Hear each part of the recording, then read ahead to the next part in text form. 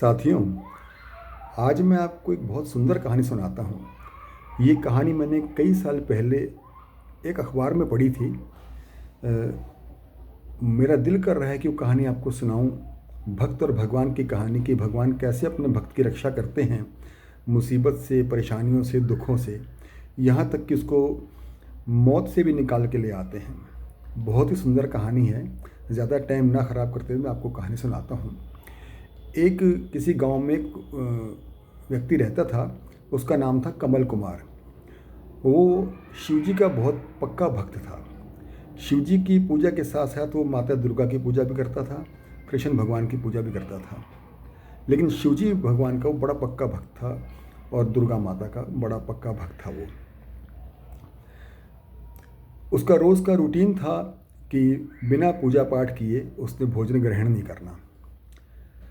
लेकिन उसमें एक और ख़ास बात ये थी, उसको यदि पता लग जाए कि फलां जगह पे कोई जागरण हो रहा है, भले ही वो भोलेनाथ का हो, देवी माता का हो, किसी का भी हो, उसके कानों में ये आवाज़ आ जाए कि कोई बता दे उसको या खुद कहीं से वो पढ़ ले, सुन ले कि फलां जगह पे जागरण है इस दिन का।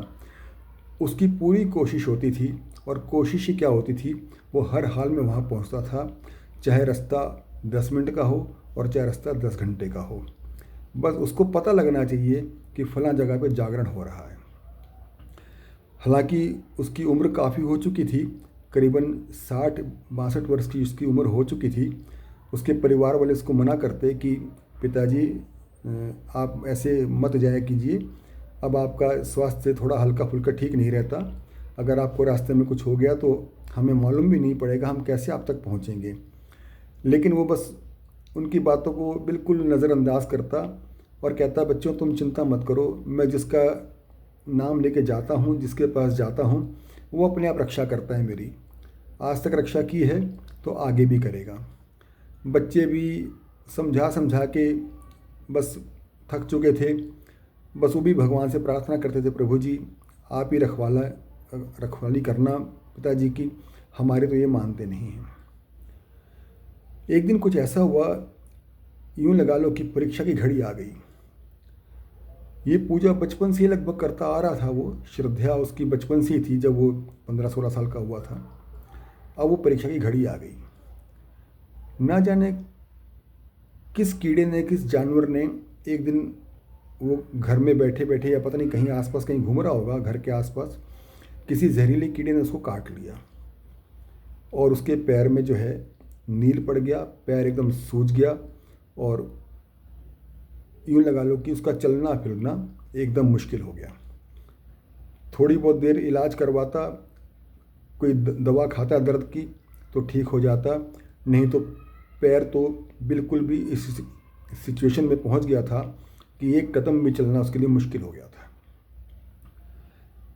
बड़ा परेशान था कि क्या करूं। घर बैठा बैठा चारपाई पे भगवान को याद करता और कहता, प्रभु जी ये आपने क्या लीला रच दी, पैर में ना जाने क्या काट गया मेरे। खैर भगवान सब देखते हैं कि क्या करना है इसके साथ। तो ऐसे ही बैठा हुआ था अपनी चारपाई पे कमरे के अंदर, तो अचानक जो है पड़ोसी का लड़का आया, बोला दादाजी दादाजी। वो बोला हाँ बेटा। बोला दादाजी आपको पता है। वो बोला किस बात का बेटा। बोला फलां जगह पे कल देवी माँ का जागरण है। बोले अच्छा। बोले बेटा मुझे तो पता नहीं, मैं तो कई दिनों से, जब से पैर में दर्द है, मैं कहीं जा नहीं पाता, किसी से मिल नहीं पाता, तो मुझे कैसे पता लगेगा। ये तो तूने बड़ा अच्छा काम करा, बहुत उपकार का काम किया, तूने मुझे बता दिया। लेकिन दादाजी आप कैसे जाओगे, आपके तो पैर में इतना दर्द है, आप तो चल भी नहीं पाते, 4 पैसे भी नहीं उतर पाते। तो बोला बेटा वो मैं सब देख लूँगा, तू एक बार अपने पापा को भेज दियो मेरे पास, बस इतना काम कर दे। तो वो बच्चा गया और उसने अपने पापा को कमल के पास भेज दिया। तो कमल ने उसके, यानी उस व्यक्ति ने उसके पापा से कहा, भाई तेरा बेटा मुझे अभी आकर बता कर गया है कि फलां जगह पे जागरण है, तो मुझे जाना है, कुछ भी कर, मुझे रास्ता बता। तो बोला, भाई साहब आप कैसी बात करते हो, अपनी हालात देखो, आपका पैर एकदम नीला पड़ा हुआ है और कोई आराम नहीं आ रहा आपके पैर में, इतनी दवा वगैरह आप ले रहे हो और आप कैसे जाओगे? बोला, मुझे पता है मैं कैसे जाऊंगा। बोला, कैसे जाओगे? बोला, मुझे तू लेके जाएगा, और कैसे जाऊंगा? बोले, भाई जी माफ़ करो, आपके बच्चों को पता लग गया ना कि मैं आपको फलां जगह लेकर गया हूँ, वो भी एक जागरण के लिए, तो मेरी तो वो जीना परेशान कर देंगे मुझे। बोले, नहीं तू डर मत, मैं उनसे कुछ नहीं कहूँगा, बस तू मुझे ऐसा करियो कि वो जगह यहाँ से कितनी कितनी दूर है, करीबन यहाँ से 20 किलोमीटर दूर है वो जगह, तो मुझे वहाँ जो यहाँ का बस अड्डा है ना, यहाँ के बस अड्डे पे छोड़िया और मुझे उस बस में बिठा दे जो बस वहाँ जाती है, आगे मैं अपने आप कर लूँगा, कोई ना कोई रास्ता भगवान निकाल देंगे। जब उन्होंने मेरे पास ये खबर पहुँचाई है तो आज लगता है मुझे मेरी परीक्षा की घड़ी है, तो मुझे इनकार मत कर। तो इस तरह की बातें उन्होंने करी आपस में।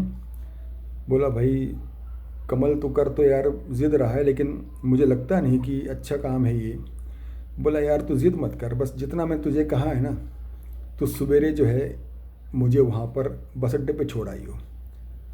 खैर अगला दिन हुआ और किसी तरह बच्चों से नज़र बचा के दवाई दुई का बहाना करके, और वो जो है उसका पड़ोसी उसको बस अड्डे पे छोड़ के उस बस में बिठा के जहाँ उनको जागरण पे जाना था वहाँ की बस में बिठा के उस गांव की, और अपना आ गया। तो कमल कुमार ने भगवान का शुक्रिया किया। हालांकि पैर में बहुत दर्द था, लेकिन उस जागरण की जो खुशी थी, उस खुशी में वो अपने दर्द वर्द को सब भूल चुका था और वहाँ पर जागरण से कुछ देर पहले वहाँ पे पहुँच गया। रात भर वो जागरण में बैठा रहा, खूब उसने खुशी मनाई, देवी माता का धन्यवाद किया कि माता ने उनको जो है वहाँ पे अपने जागरण में उपस्थित होने का सौभाग्य दिया। रात भर जागरण में रहा और जैसे ही सुबह जागरण ख़त्म हुआ और रात की नींद थी, पास में एक छोटा सा पार्क था, वहाँ जाके वो बैठ गया और नींद तो आनी थी। बैठते ही उसको लेट गया, कुछ दर्द था कुछ नींद थी, वहीं सो गया। उसे नहीं पता कि मैं कहाँ सोया हूँ। सुबह सुबह का टाइम था, हल्की हल्की ठंड सी पड़ रही थी और एक पेड़ था, उसके नीचे थोड़ा सा वो पेड़ से 2-4 कदम दूरी पे आके वहीं बैठा था और वहीं सो गया। सुबह 5-6 बजे का समय हो चुका था। लोग बाग उस पार्क में टहलने आ गए थे 2-4। वो बेसुध सोया हुआ था। अब अचानक लोगों ने क्या देखा कि उस पेड़ की बिल में से पता नहीं ना जाने कहाँ से बहुत लंबा नाग निकल कर आया और आके जो है उसने जो वो कमल लेटा हुआ था उसके पास आके वो फन लेकर खड़ा हो गया उसके सिर के पास। लोगों ने देखा, वो डर गए कि अरे इतना लंबा और मोटा नाग कहाँ से आ गया, ये तो इसको काट लेगा। और उसको आवाज़ें दी दूर से, भाई साहब, अंकल जी, उठ जाओ, आपके पास सांप आया हुआ है। लेकिन वो तो बेसुध था, रात भर का जागा हुआ, कुछ दर्द से परेशान, उसे किसी की आवाज़ नहीं सुनी। अब लोगों ने कहा, भाई कुछ इसको करो, लेकिन किसी समझदार ने कहा, भाई तुम कुछ मत करो, अगर तुम छेड़ोगे सांप को तो अगर ये नहीं काटता होगा ना तो भी काट लेगा, तुम आराम से बस भगवान से प्रार्थना करो कि कुछ ना कहे इसको ये। दोस्तों, उस नाग ने जो है उस कमल के चारों तरफ एक चक्कर लगाया और उसके जहाँ उस अंगूठे पे दर्द था, जो जहर उसके अंगूठे में भरा हुआ था, उस अंगूठे पे आके अपना मुंह लगा दिया और 5-7 मिनट उस अंगूठे पर उसने अपना मुंह लगाए रखा और सारा जहर जो उसका चूस के और वापस अपना अंतर ध्यान हो गया। किसी को नहीं पता लगा कि पेड़ के अंदर से निकला था कि पेड़ के नीचे से आया था, कहाँ से आया था, कहाँ चला गया, किसी को नहीं मालूम हुआ।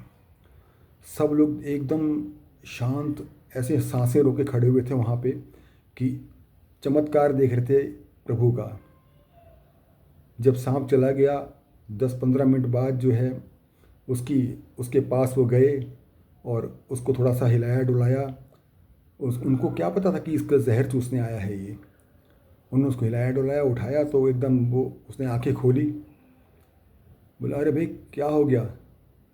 तो उन्होंने कहा, भाई साहब आपके पास जो है ना एक नाग आया था और ऐसे ऐसे उन्होंने सारी बात बताई। बोले, अच्छा, मुझे तो नहीं पता लगा। तो उन्होंने कहा, जी आपके अंगूठे में पता नहीं वो क्या कर रहा था। दोस्तों, जब उसने अपना पैर देखा, अपना अंगूठा देखा, तो सब नील गायब था। सोजिश जो थी सब गायब थी। दर्द ख़त्म था। एकदम उसका पैर ऐसे हो गया जैसे कभी कुछ हुआ ही ना हो। उसके लिए आंखों से ऐसी आंसू बहे, फूट फूट के रोने लगा वहाँ पार्क में बैठा बैठा वो। बोला, हे भगवान, ये तेरी लीला तू ही जाने। मैं तो क्या कहूँ तेरे से, बस यही कहूँगा कि तेरा बहुत बहुत धन्यवाद, बहुत बहुत धन्यवाद। तो ये कहानी मैंने पढ़ी थी कई साल पहले अखबार में और आज आपसे शेयर की है मैंने। और मुझे उम्मीद है कि आपको अच्छी लगी होगी। और फिर जो है वो उन जो लोग थे उन्होंने उसका अता पता पूछा और फिर उसको जो है उसी गांव की बस में बिठाया और वो राजी खुशी अपना घर पहुंच गया। और घर पहुंच के आप खुद समझदार हैं, घर वालों को और उसके जो मित्र था उनको कितनी खुशी हुई होगी, ये मैं अपने शब्दों में बयान नहीं कर सकता। आप खुद ही समझदार हैं, समझ गए होंगे कि एक ऐसा दुख, ऐसा दर्द, ऐसी तकलीफ़ जिसकी उम्मीद ना हो ख़त्म होने की और वो ख़त्म हो जाए इस तरीके से, तो अपने आप ही श्रद्धा से भगवान की तरफ सिर झुक जाता है। तो इस बात के साथ अपनी इस कहानी को यहीं पर ख़त्म करता हूँ। उम्मीद है आपको कहानी ज़रूर पसंद आई होगी। कमेंट करके बताइएगा और अपने दोस्तों में भी शेयर कीजिएगा। जय श्री राम, जय श्री श्याम, ओम नमः शिवाय, जय हो दुर्गे माता। धन्यवाद।